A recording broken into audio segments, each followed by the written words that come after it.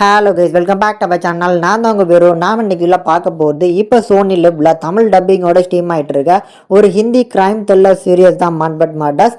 இந்த web series எப்படி இருக்கு அப்படிங்கறத அந்த வில்லா ரிவ்யூ பண்ண போறோம். அண்ட் இந்த மன்மத் மர்டர்ஸை பொறுத்த அளவுக்கு ஒரு ட்ரூ ஈவெண்டா மையமா வச்சு எடுக்கப்பட்ட கதை. மொத்தமா 8 எபிசோட்ஸ் இருக்கு. இந்த 8 எபிசோட்ஸுமே ஒரு 35 to 40 மினிட்ஸ் பார்த்தீங்கன்னா டூரேஷன்ல ரன் ஆகுது. பார்க்கறதுக்கு நல்லா இருக்கு. இப்போ இந்த சீரியஸோட கதை என்ன அப்படிங்கறத ஃபர்ஸ்ட் பார்த்துடலாம். கரெக்டா 1972ல மன்மத் அப்படிங்கக்கூடிய ஊர்ல 18 மாசத்துல மொத்தம் 7 கொலைகள் நடந்துருக்கு. இந்த 7 கொலைகளும் ஒரே மாதிரியான பேட்டர்ன்ல நடந்திருக்கு. இந்த கொலைகளை யார் பண்றாங்க, எதுக்கு பண்றாங்க, ஏன் பண்றாங்க, இந்த கேள்விகளுக்கு போலீஸ் ஆஃபீஸரால அங்க பதில் சொல்லவே முடியல. இதனால ஒரு ஸ்பெஷல் கிரைம் டிபார்ட்மெண்ட்ல இருக்கக்கூடிய குல்கரணின்னு சொல்லப்படுற ஒரு ஸ்பெஷல் கிரைம் டிபார்ட்மெண்ட்டை சேர்ந்தவர்கிட்ட அந்த கேஸை கொடுத்து நீங்க தான் இதை சால்வ் பண்ணணும்னு சொல்றாரு. அவர் மும்பைல இருந்து அந்த ஊருக்கு இப்ப வராரு.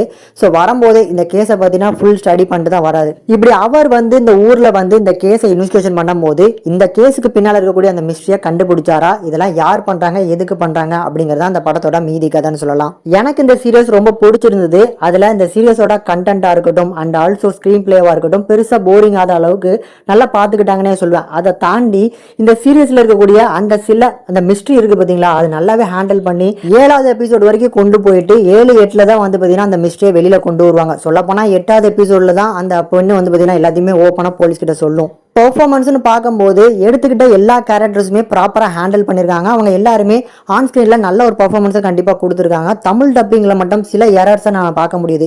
இது கரெக்டாக 1972 அப்படின்னா சில இடங்கள்ல அந்த விற்பனை பண்ணக்கூடிய அந்த கடலெல்லாம் பார்த்தீங்கன்னா 10 ரூபான்னு சொல்லுவாங்க. அந்த பீரியடில் 10 ரூபாய்க்குலாம் இந்த பொட்டலம் போல கடலாம் கொடுக்க மாட்டாங்க.